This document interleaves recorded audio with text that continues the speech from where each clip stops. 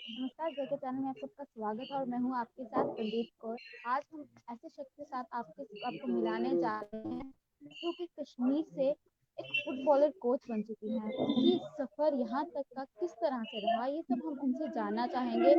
कश्मीर जहाँ पर इस तरह की लड़कियों को इस तरह का बढ़ावा नहीं दिया जाता है, वहाँ एक इतना मुश्किल काम, एक फुटबॉलर कोच बनना, एक स्टेट लेवल के बाद नेशनल इंटरनेशनल खेलने के बाद कोच तक पहुंचना, ये किस तरह से इनका सफर है, आज हम इनसे ही जानेंगे। हमारे साथ जुड़ चुके हैं निगम जी, तो इनसे हम बातचीत करेंगे। तो हमें आप बताएं कि आपकी जर्नी किस तरह से रही बचपन में। आप किस तरह से जो है कश्मीर घाटी में जहाँ पे लड़कियों को इस तरह का बढ़ावा नहीं दिया जाता, तो आपने किस तरह से अपने ये सोचा और आपके दिमाग में फुटबॉलर कोच ही क्यों आया? क्योंकि जहाँ पर एक पेरेंट्स की बात करें तो अपनी लड़कियों को जो है डॉक्टर बनाना चाहते हैं और कुछ बनाना चाहते हैं, लेकिन एक फुटबॉलर कोच किस तरह से आपका ये सफर रहा? जब मैं 2007 से मैंने फुटबॉल खेलना शुरू करा था और दैट टाइम मुझे भी नहीं पता था कि फुटबॉल कोई गेम है, फुटबॉल कैसे खेला जाता है।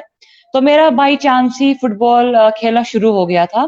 तो जब मैं ग्राउंड में गई थी वहां पे मुझे लाइक बड़ा बॉल मिला था किक करने के लिए, बिकॉज मुझे बचपन से पसंद था कि मैं पैर से कुछ काम कर लूं। तो वहां पे मैं गई खेलने के लिए, तो लाइक मुझे बड़ा बॉल मिला तो मुझे बहुत अच्छा लगा कि मुझे बड़ा बॉल मिला है किक करने के लिए। तो मेरा मोटिव था कि मुझे किक करना है बॉल को। तो फिर आहिस्ता-आहिस्ता मैं खेलने गई, प्रैक्टिस सेशंस मेरे चलते गए और फैमिली इश्यूज़ आए कि पेरेंट्स परमिशन नहीं देते थे खेलने के लिए। पर आहिस्ता-आहिस्ता सारा चेंज हुआ और 2010 में मैंने फर्स्ट नेशनल खेला जम्मू में। तो जब मैंने वो नेशनल खेला तो उसके बाद मुझे पता चला कि एक्चुअल फुटबॉल है क्या? फुटबॉल गेम क्या है? तो वहाँ पे मैंने स्कोर भी किया था। तो उसके बाद मैंने कंटिन्यू किया अपना football journey, as a professional footballer मैंने खेलना शुरू किया और अभी तक मैं एज़ अ प्लेयर खेल रही हूँ। और बेसिकली कोच बनने का तो मौजू नहीं था मेरा, बिकॉज़ मैं चाहती थी कि मैं नेशनल टीम रिप्रेज़ेंट करूँ, कि इंडिया टीम रिप्रेज़ेंट करूँ। लेकिन शायद मेरे लिए वो मुश्किल था या अभी मुश्किल है, आई डोंट नो। पर उस टाइम पे रीज़न ये था कि कोच बनने का, क्योंकि लड़कियाँ नहीं खेलती थी जम्मू कश्मीर में, कि लड़कियाँ बहुत कम फुटबॉल खेलती थी। जी। तो मेरा सवाल था कोच से कि लड़कियाँ क्यों नहीं खेलती है? कि मैं एक ही लड़की हूँ जो लड़कों के साथ खेल रही है, तो मेरा क्या है आगे? मुझे आगे कुछ खेलने को मिलेगा या नहीं मिलेगा? तो कोच का यही सवाल रहा कि अगर आप खेलना चाहती हो तो आपको ही कोई स्टेप उठाना पड़ेगा। तो फिर उसके बाद मैंने कोचिंग लाइसेंस करी, एएफएफ के थ्रू, एएफसी के थ्रू मैंने कोचिंग लाइसेंस की, जिसमें मुझे Jammu and Kashmir football association ने बहुत सपोर्ट किया और मैं 19 साल की एज में कोच बनी। जी। तो नादिया, जिस तरह से आपने बताया कि फैमिलीज़ में काफ़ी तरह से इश्यू रहे, तो किस तरह से आपने जो अपनी फैमिली को मनाया? क्योंकि जिस तरह से आपने बताया कि काफ़ी ज़्यादा मुश्किल है और कश्मीर की हम बात करें तो वहाँ पे जो है लड़कियों को इतना ज़्यादा बढ़ावा जो है वो नहीं दिया जाता। तो किस तरह से फैमिली को जो है मनाया? क्योंकि एक फैमिली ही है जो उनकी स्पोर्ट्स के बिना, एक बच्चे की बात करें तो वो आगे नहीं बढ़ सकता। तो किस तरह का आपका वो वाला सफ़र रहा, वो दौर किस तरह से रहा कि आपको अपनी फैमिली को मनाना पड़ा? हुँ।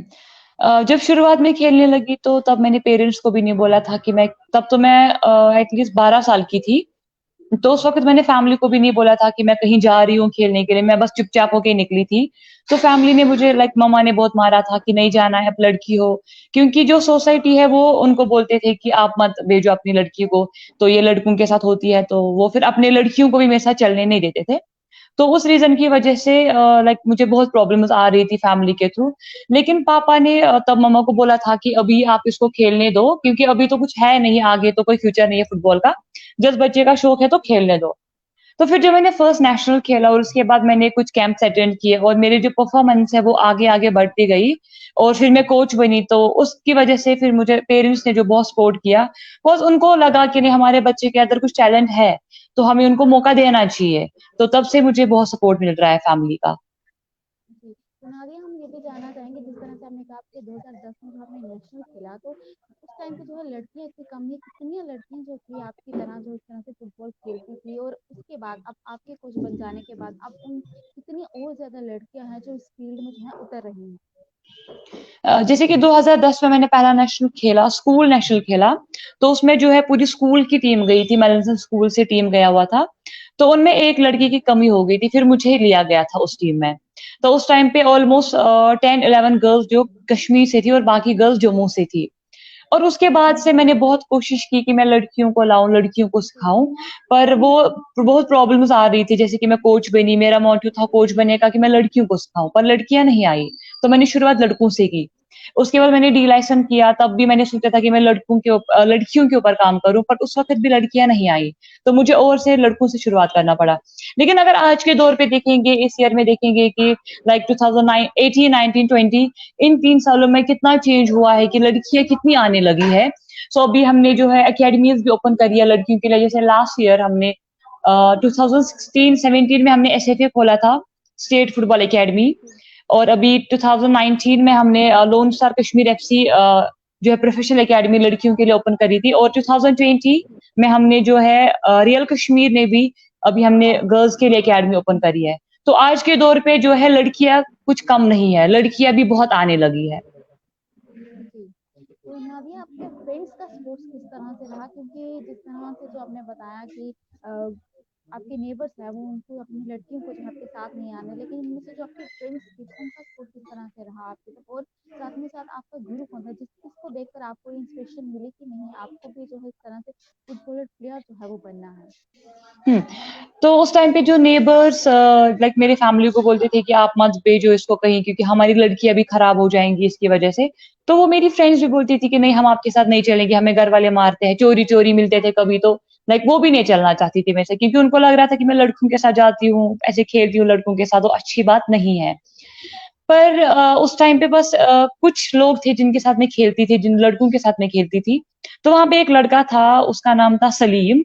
वो बस मुझे हमेशा एक ही बात बोलता था कि जब हम लाइक रनिंग करते थे, वो मुझे बस एक बात बोलता था कि नादिया, तुम्हें प्लेयर बनना है या इंटरनेशनल प्लेयर बनना है? तो मैं ओब्वियसली बोलती थी इंटरनेशनल प्लेयर। वो बोलते थे चल भागो, आप रुको मत। तो उसने वो मुझे बहुत मोटिवेट करता था कि आप खेलो, आप आ जाओ, अगर आपको कोई कुछ भी बोलता है आप मत दो उनकी ओर ध्यान, हम यहाँ पे आपके लिए सपोर्ट पे है, आप आ जाओ। इवन उससे ज्यादा सपोर्ट जो मेरे कोच रहे हैं, उन्होंने बहुत सपोर्ट किया है।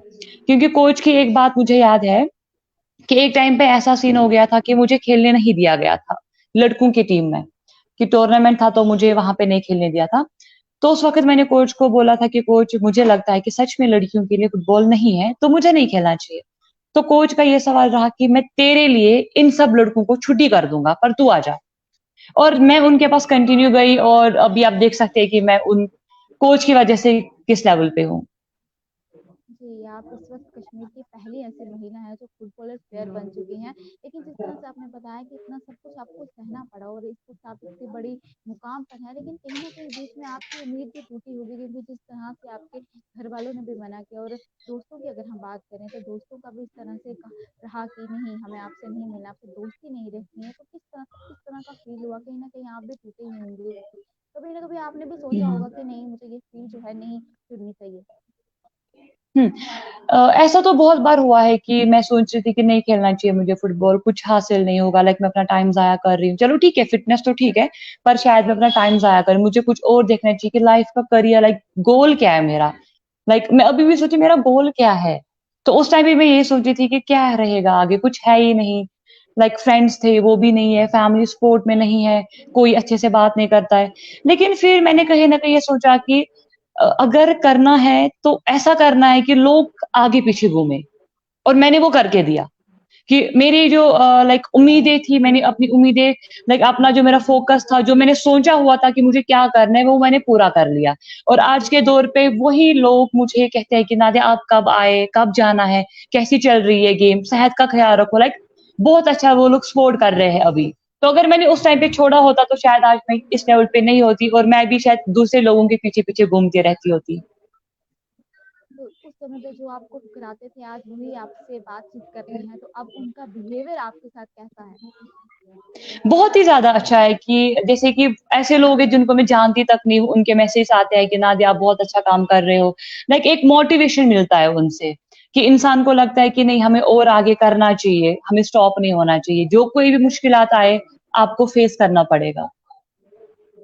नहीं नाज़िया, ये तो आप सच में एक बहुत अच्छा काम कर रहे हैं, क्योंकि कश्मीर की पहली महिला एक फुटबॉल प्लेयर बना है। क्योंकि हम कश्मीर की बात करें तो वहाँ पर जो है लड़कियों को इतना बढ़ावा नहीं दिया जाता, और आप इतना अच्छा काम कर रही हैं।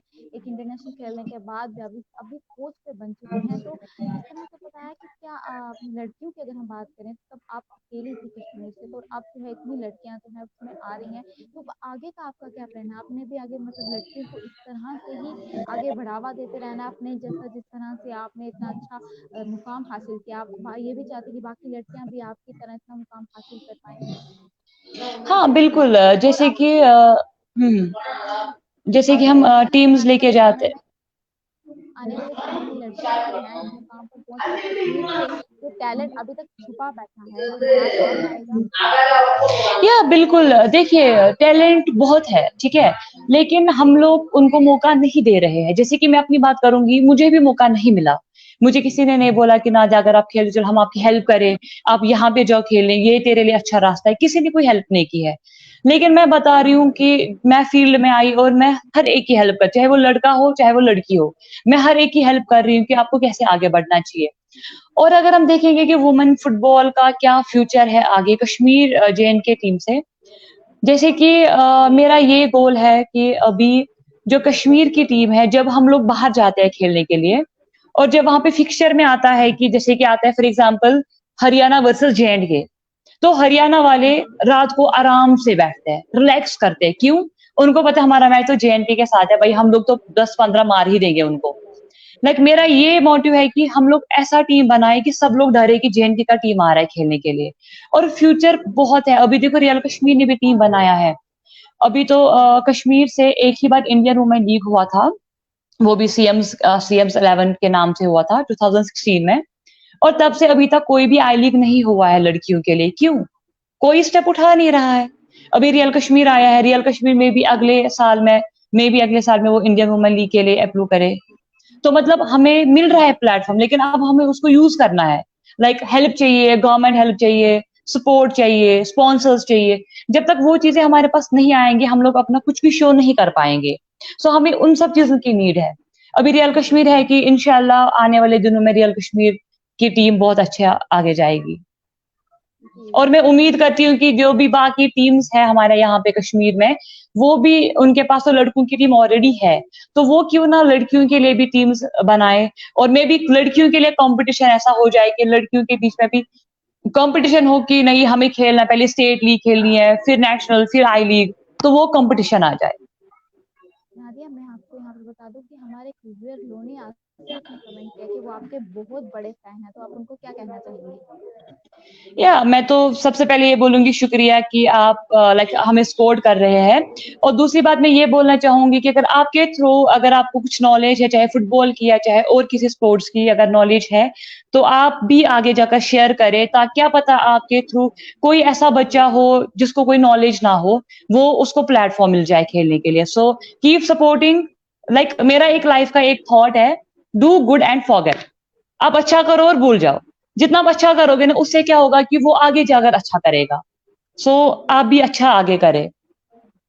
बिल्कुल नादिया, आपकी सोच से हम भी बहुत खुश हैं और काफ़ी अच्छी बात है कि आप इतने अच्छे मुकाम पर हैं और आप ये भी चाहती हैं कि बाकी लड़कियां भी जो है इस मुकाम पर पहुंचें। हम इंटरव्यू को आगे बढ़ाते हैं, आपसे एक कोई ऐसा आप शेयर करना चाहेंगी आपके नेशनल पे, स्टेट पे जब भी आपने खेला कोई शानदार प्रदर्शन, कोई जो आपको अभी तक दिल छू गया हो, कुछ ऐसा कोई मैच हो आपके साथ या कोई भी वाक्य हो आपके साथ, तो आप शेयर करना चाहेंगे हमारे साथ, हमारे व्यूअर्स के साथ? देखिए जब मैं पहले नेशनल की बात करूंगी, जब मैंने पहला नेशनल खेला था, तो उस टाइम पे मुझे बस इतना पता था बॉल है, बॉल को लेना है और दूसरे को फॉरवर्ड पास करना है। और मुझे उतना तब नहीं पता था कि फुटबॉल का एक्चुअली रोल क्या है। तो जब मैंने नेशनल खेला, हमारे 3 मैच थे और 3 मैच के 2 मैच में मैं बिल्कुल बेंच पे बैठी थी, मुझे ग्राउंड में उतरने नहीं दिया, बिकॉज़ मुझे उतनी नॉलेज नहीं थी तब। और जब लास्ट मैच हमारा था और मुझे लास्ट मैच के 10 मिनट मिले थे खेलने के लिए, और जब मुझे लास्ट के 10 मिनट में ग्राउंड में डाला गया, आई थिंक पहले 3 मिनट में मैंने स्कोर निकाला गोल और हम लोग जीत गए 1-0 से। और आई डोंट नो बाय चांसली गोल हो गया था। तो उसके बाद से मुझे ऐसा लगा कि नहीं, मुझे खेलना चाहिए आगे। और 2018 में मैंने एज़ अ कैप्टन रिप्रेजेंट किया था। तो जब मैं एज़ अ कैप्टन का रोल मैंने देखा कि एज़ अ कैप्टन का रोल क्या है, तो मुझे एक इनर से वो अच्छा फील आया कि नहीं, अगर हम लोग लाइक सब लोग चाहते हैं कि हम लोग कैप्टनशिप हमें मिले, लेकिन उस चीज के लिए कितना लड़ना है, उस चीज के लिए आपको कितना हार्ड वर्क करना है, वो आपको पहले करना पड़ेगा। तो वहां पे मुझे ये पता चला कि नहीं, सच में कैप्टन होने के लिए आपको बहुत हार्ड वर्क करना पड़ेगा। So hard work is important. पूरे सफर में आपने कितनी बार जो है सोचा कि नहीं अब मुझे ये छोड़ देना चाहिए, चाहे वो नेशनल खेलने के बाद हो या पहले हो, बीच में कभी मैच में ही खेलते, कभी हार, कभी इस तरह से आपको लगा हो जब नहीं आया हो तो कि कई बार जो है डांट भी सुनने को पड़ती मिलती है, तो किस उस वक्त कभी आपने ऐसा सोचा हो कि नहीं कि मुझे अब नहीं खेलना? या देखिए, जब भी 2014 में कोच बनी थी मैं, और तब तक मैं एज़ अ प्लेयर खेल रही थी, तो मुझे लग रहा था कहीं न कहीं पे कि नहीं, मुझे नहीं खेलना चाहिए, मुझे अब छोड़ना चाहिए क्योंकि कोई फ्यूचर नहीं है। लेकिन जब मैं ये कोचिंग प्लेटफ़ॉर्म पे आई, तो मुझे ऐसा लगा कि नहीं, एज़ अ प्लेयर तो हम बहुत डिमोटिवेट हो रहे हैं, पर एज़ अ कोच हम कितना मोटिवेट कर सकते हैं एक प्लेयर को। तो वो मेरे अंदर वो एक फीलिंग आई है, और मैं अभी बताऊँगी आपको कि 2014 के बाद से अभी तक जब भी मुझे लगता है कि मैं डिमोटिवेट हो रही हूँ, और मुझे पता है कि कोई ऐसा नहीं कि जो मुझे मोटिवेट करे, क्योंकि हम किसी के ऊपर कोई उम्मीद नहीं रख सकते हैं। तो मेरा ऐसा सीन है कि मैं खुद को खुद मोटिवेट करती हूँ, लाइक मुझे लगा कि मैं थक गई, मैं बोली कि नहीं Nadia, I can do it, मुझे ये करना है, मुझे करना पड़ेगा, कुछ भी हो जाए मुझे करना पड़ेगा। लेकिन मुझे अपनी वो चीज़ें याद आती है कि मैंने अपने बचपन में मैंने कितना कुछ सहा है। तो अगर मैं एकदम के लिए छोड़ दूँ, चलो ठीक है 5 मिनट के लिए खुशी की मैंने छोड़ दिया, फिर ज़िंदगी भर का दुःख रहेगा। तो इसलिए बेहतर है कि Nadia, push yourself, you can do it, करना पड़ेगा। बस ये चीज़ मेरे दिमाग में चलती है और मैं करती रहती हूँ। तो नादिया, आखिर में आपका क्या कहना है उन लोगों के लिए, पेरेंट्स के लिए जो अपने बच्चों को सपोर्ट नहीं कर पाते हैं, जिन बच्चों के अंदर इतना टैलेंट छिपा है, और उन लोगों के लिए जिनको कहीं ना कहीं सपोर्ट तो मिलता है लेकिन किसी डर की वजह से जो है वो सामने नहीं आ पाते हैं। और खासकर कश्मीर घाटी की बात करें, वहाँ पर जहाँ पर सब पीछे रहते हैं, जम्मू में भी इस तरह का है कई लोग, लेकिन फिलहाल हम कश्मीर की बात करेंगे तो किस तरह का आप मैं उनको क्या मैसेज देना चाहेंगे? हुँ। मेरी ये मैसेज है कि सबसे पहले पेरेंट्स की मेरी ये मैसेज है, आप अपने बच्चों को खेलने दीजिए। मैं नहीं बोलूँगी कि खाली फुटबॉल खेलो। स्पोर्ट्स एक ऐसी चीज़ है कि सबसे पहले आपके बच्चे को मेंटली फिट रहेगी, फिज़िकली फिट रखेगी। तो अगर आप चाहते हैं कि आपके बच्चे फिट रहे, बीमारियों से दूर रहे, तो आप उनको स्पोर्ट्स में डाल दीजिएगा। और यदि आपको लगता है कि आपके बच्चे के अंदर कुछ टैलेंट है, किसी गेम के अंदर टैलेंट है, तो उनको वो करने दीजिए। क्योंकि जब तक आप बच्चे को मौका नहीं दोगे, तब तक आपका बच्चा कुछ नहीं बोलेगा। हम लोग ज़्यादा पेरेंट्स चाहते हैं कि हमारे बच्चे जो है वो एजुकेशन पे ध्यान दें, पढ़ाई करें, डॉक्टर बने, ऐसी चीज़ें बने। पर वो अगर ये भी सोचे कि अगर हमारा बच्चा 24 आवर्स पढ़ रहा है, तो उसके बीच में उसको रेस्ट की बहुत ज़रूरत है, और स्पोर्ट्स एक ऐसा है कि वो उनको पूरा मेंटली जो है फ्रेश रखेगा। तो उस चीज़ के लिए आप अपने बच्चों को स्पोर्ट्स में डाल सकते हैं। और दूसरी बात ये है कि मैं लाइक रिक्वेस्ट ही कह सकते हैं कि मैं ये रिक्वेस्ट कर रही हूँ कि सबसे कि जैसे कि हम लोग बाहर जाते हैं, जो मैंने इससे पहले बोला कि वहाँ पे बोला जाता है कश्मीर का टीम है, लाइक लोकल टीम है। तो अपने आप को लोकल मत समझो। आप अपने बच्चों को खेलने दो और आगे कश्मीर का नाम बढ़ाओ, ताकि सब लोग बोले कि नहीं, जेएनके का टीम आया हुआ है। सो हम लोग के अंदर टैलेंट है, उनको आप मौका दो, उनको आगे ला खेलने के लिए। और उसके साथ-साथ रिक्वेस्ट तो उनसे भी है कि जो भी क्लब्स चला रहे हैं लड़कों के लिए, तो कृपया करके लड़कियों के लिए भी थोड़ा स्टेप उठाएँ।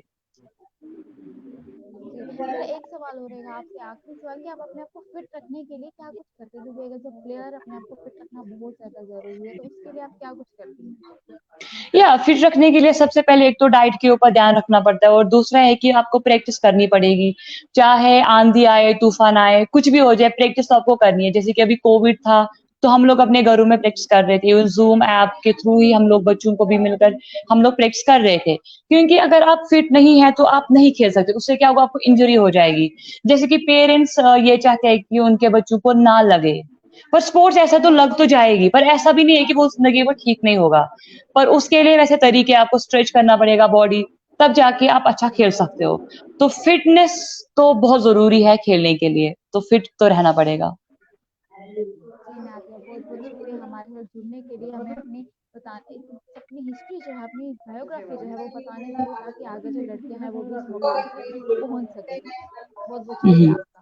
Thank you so much.